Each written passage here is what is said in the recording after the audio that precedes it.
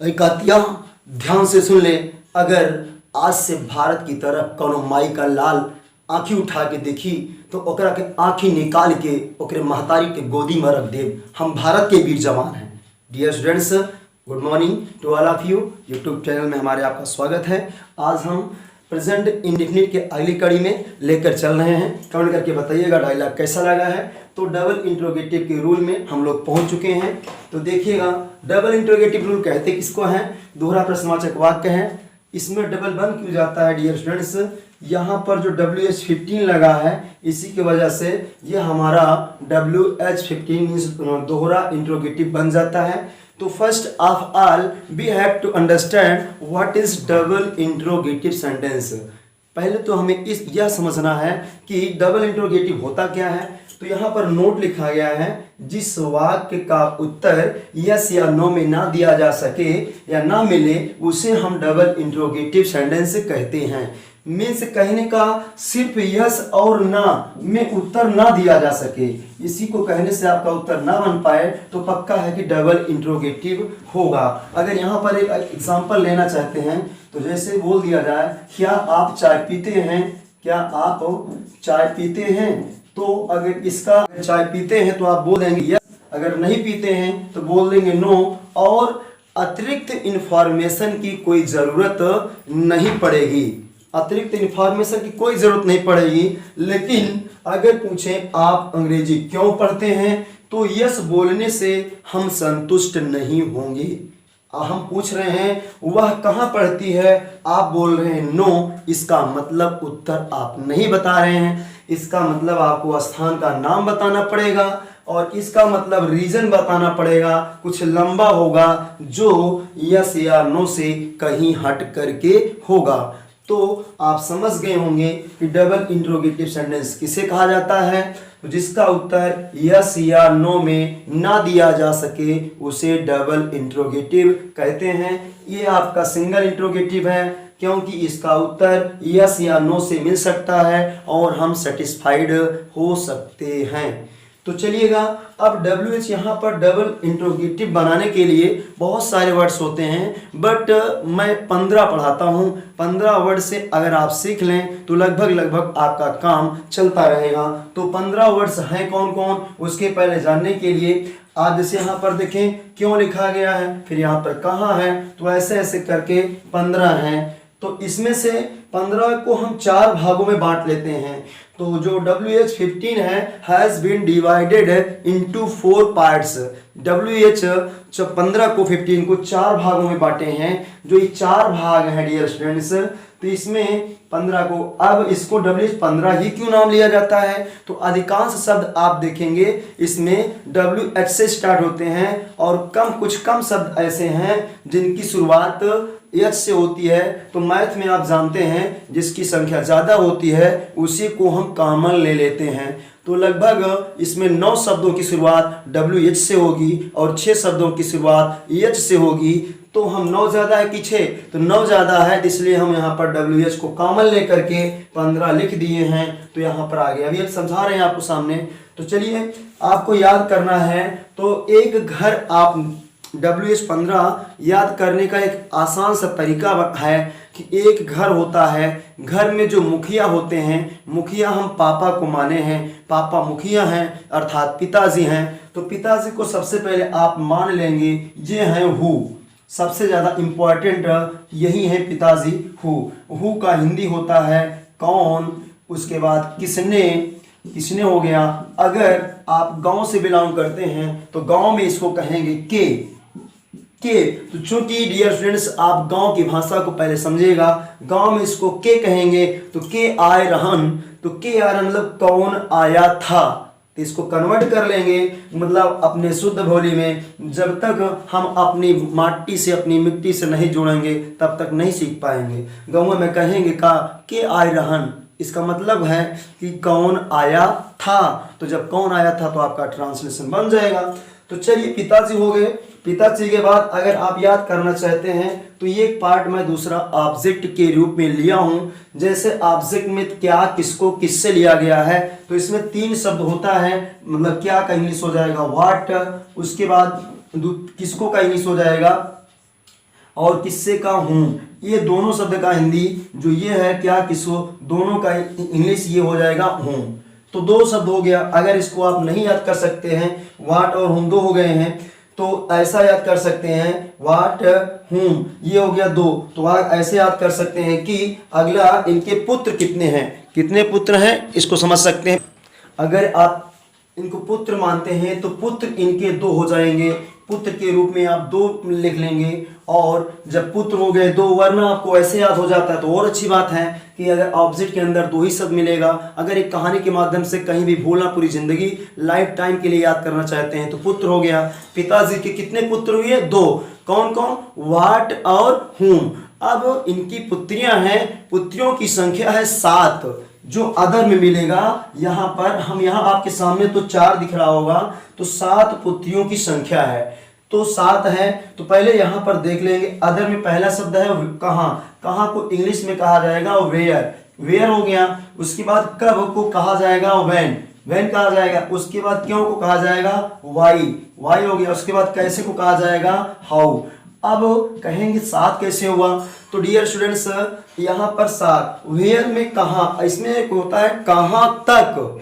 जब कहाँ तक जोड़ दिया जाता है तो इसकी इंग्लिश हो जाती है हाउ फार। क्या हो जाती है डियर स्टूडेंट्स, हाउ फार हो जाती है। इसकी हिंदी है कहाँ तक, कहाँ तक या कितनी दूर तक, कितनी दूर तक, ये सब हिंदी हो जाएगी कहाँ तक, कितनी दूर तक। तो इसका हाउ फार लगाना पड़ेगा। अब इसी से मिलता जुलता है कब तक लगा दिया जाएगा, इसमें तक जोड़ दिया जाएगा तो इसकी इंग्लिश हो जाएगी हाउ लॉन्ग हो जाएगा। नीचे आ रहे हैं, इसकी इंग्लिश हो जाएगा हाउ लॉन्ग, मतलब इसका हिंदी हो गया कब तक। जैसे आप बोलेंगे कब तक पढ़ोगे, कब तक स्नान करोगे, या कितनी देर तक पढ़ेंगे, कितनी देर तक सोएंगे, कितनी देर तक खाना खाएंगे। इसका है कहाँ तक आप जाएंगे। टैक्सी वाले अक्सर कहते रहते हैं कहाँ तक चलेंगे, कहाँ तक जाएंगे, कितनी दूर तक ये पड़ेगा। तो उसकी इंग्लिश हाउ फार लगाना और इसकी इंग्लिश हाउ लॉन्ग लगाना, कब तक या कितनी देर तक। तो कितने हो गए हैं, हमारे 6 वर्ड हो चुके हैं। अब क्यों, क्यों तो सिंपली हो जाता है, कभी कभी कह देते हैं किस लिए आए हो, और गांव में कहते हैं काहे आए आहा, किस लिए आए हो। तो यहाँ पर इसलिए देख लें, किस लिए का इंग्लिश हो जाएगा फॉर व्हाट, फॉर व्हाट हो गया है किस लिए, किस लिए आए हैं, किस लिए आए हैं। और गांव में कहेंगे काहे, काहे तो ये ऐसे है क्यों, क्यों भी कर सकते हैं। तो ये हमारा वर्ड हो गया। देखें पहले एक सीरियल से बना है WH15 याद करना, चूंकि इंट्रोगेटिव जितना भी क्वेश्चन आप बोलेंगे या जितना भी क्वेश्चन आप सुनेंगे वह अक्सर इन्हीं WH15 पर आधारित रहता है। तो पहले याद कर लें, परिवार में हमने किसको माना, पिताजी को माना, पिताजी का नाम हु रख दिया। हु मीन्स कौन, किसने, के, और दूसरे के पास 2 पुत्र हुए, क्या और मीन्स व्हाट, और किसको किससे का मतलब हूँ, 2 पुत्र उसके पास। बाद इनके 7 पुत्रियां पैदा होती हैं, 7 पुत्रियां। पहले अदर में देख लेंगे कहाँ कब क्यों कैसे, तो where when, where when why how हो जाएगा। पुनः आ जाएंगे 3 पुत्रियों को, कहाँ तक हाउ फार हो गया, उसके बाद कब तक हाउ लॉन्ग हो गया। नेक्स्ट किस लिए, तो ये होगा हमारा फार व्हाट। तो 7 पुत्रियां हो चुकी हैं। अब डियर स्टूडेंट्स प्रॉब्लम ये होती है, वर्तमान समय में जैसा हमारा समाज चल रहा है, अगर भगवान ने किसी के 7 पुत्रियां दे दिया है तो उसके पिताजी के लिए एक सिरदर्द बन जाएगा। Will be headache for 24 hours, 24 घंटे उसके लिए सिर दर्द बना रहेगा कि इन लड़कियों की शादी कैसे होगी। ज़माना इतना ज़्यादा ख़राब है, दहेज प्रथा इतनी हाई है, तो कैसे वो शादी करेगा। तो इसलिए वह धार्मिक आस्था में जुड़ जाता है और ईश्वर के पूजा पाठ में जुड़ जाता है, और इसलिए पंडित जी को पूजा कराने के लिए मतलब बुलवाता है।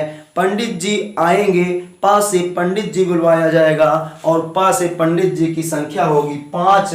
तो पूजा करवाने के लिए पिताजी पंडित जी को बुला रहे हैं जिनकी संख्या है 5। देखिए यहाँ पर अब पंडित जी को लेके आए हैं। 5 बताए थे पंडित जी, इनकी संख्या है 5।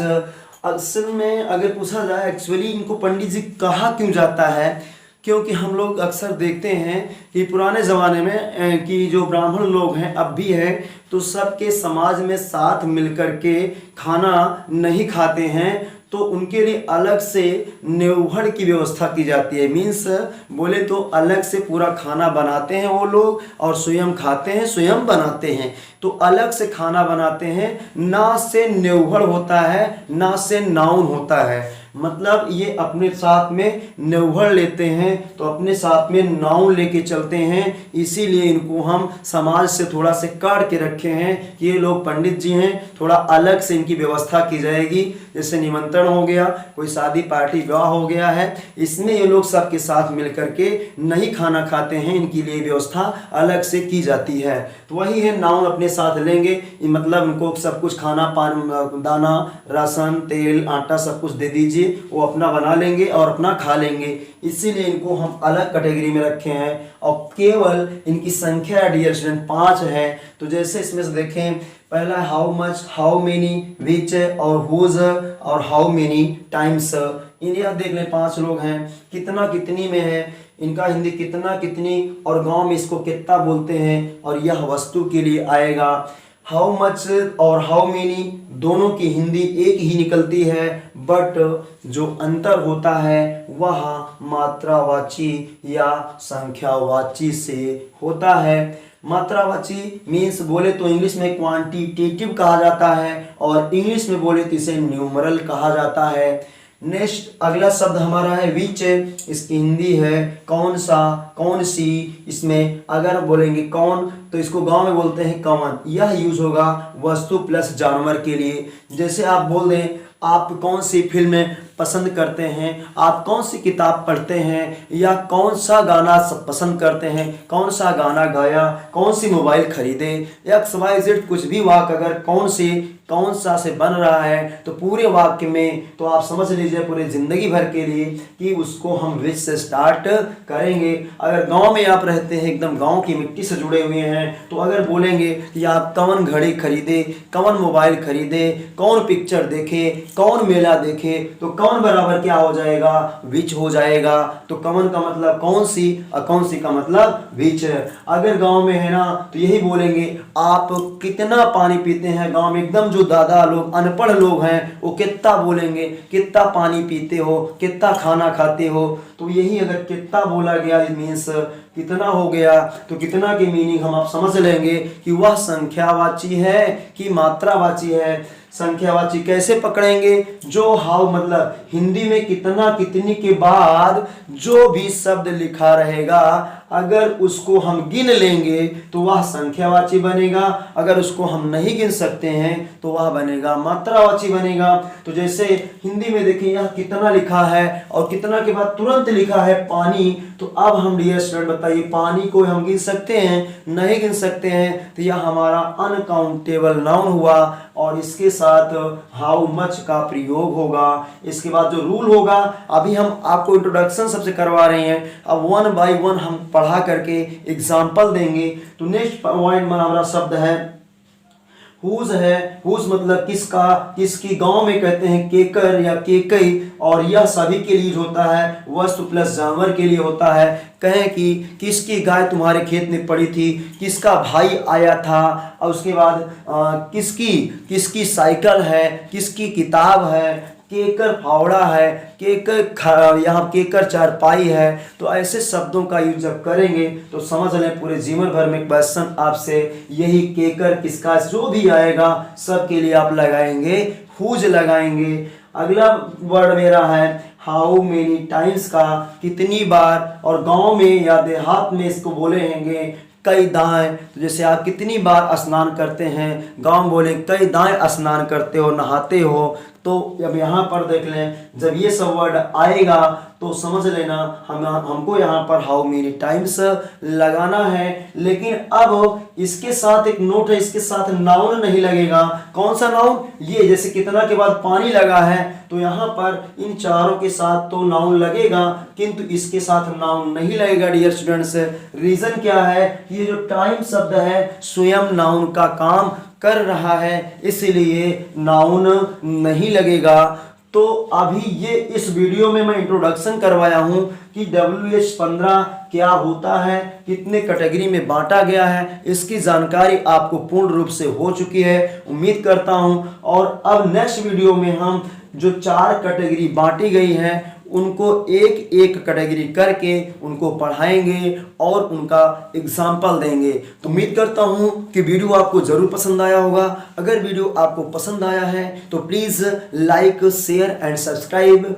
और वीडियो आपने यहाँ तक देखा उसके लिए बहुत बहुत धन्यवाद। Thank you so much. जय हिंद, वंदे मातरम।